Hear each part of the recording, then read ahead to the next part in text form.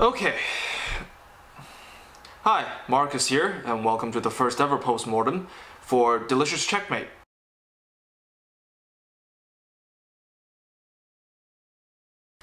This was the first thing I ever shot, and some would say the best thing I ever shot. Mise en scène.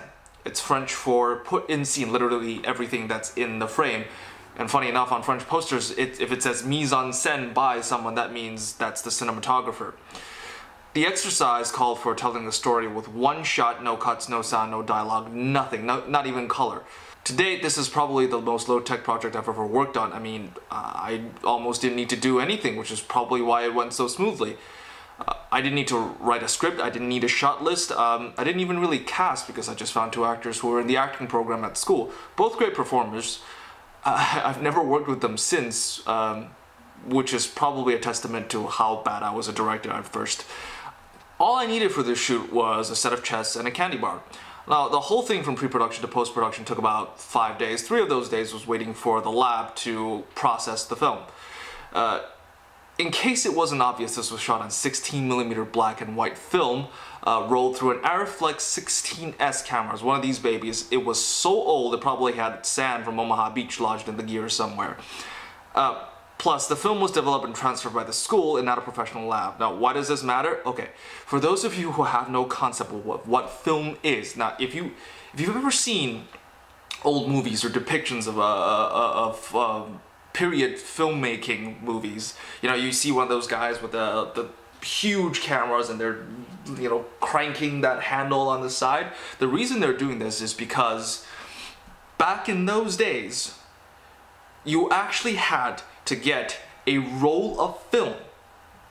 That it looks like a tape measure with holes on the sides and tiny little squares on a big long piece of black tape. That's film. And at the very beginning, that's all we had. And for this exercise, they literally had to take a roll, a 400-foot roll, paid for by the centimeter, stick it into a camera, thread the film through all the gears into the camera, close the camera off, tape the camera off in the gap so no light spills in, and point the camera and roll. Now the thing about film is that you can't play it back. You can't see it until it's finished. And it's not finished once it comes out of your camera, it's finished when they put it into the lab.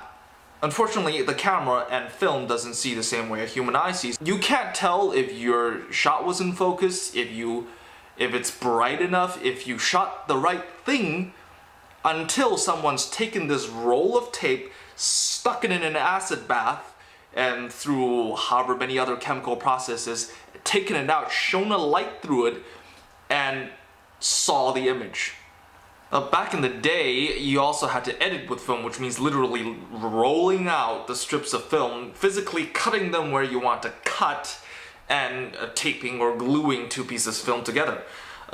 Nowadays, people roll the film through in front of a digital camera, transfer the digital footage onto a DVD, and you stick that into the computer to cut it because, well, it's a lot easier pressing undo than re-gluing strips of film.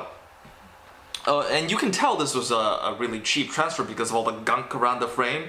It's also because the camera is really old and there was probably a lot of stuff stuck around the edges of the lens and we didn't really know how to clean them correctly back then, but it's also because, well, they had a shitty transfer machine. We shot this in Union Square Park, right outside my school. It's also where they shot a couple of scenes recently in Adjustment Bureau and Limitless. I had 2 people on my crew, no lights, and a tripod. It's about as basic as you can get. Because this is so short and so simple, there was really nothing that could go wrong.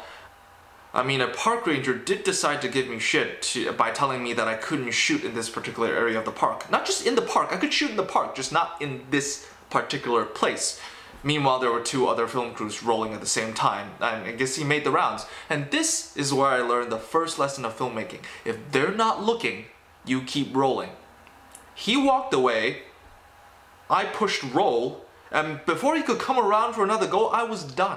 Now if I'd listened to him, I would have spent 20 minutes walking around Union Square Park with my actors following behind me while I scoured the place for another table for them to play chess on. So there you have it. There was my first ever experience with filmmaking. Not a bad way to start.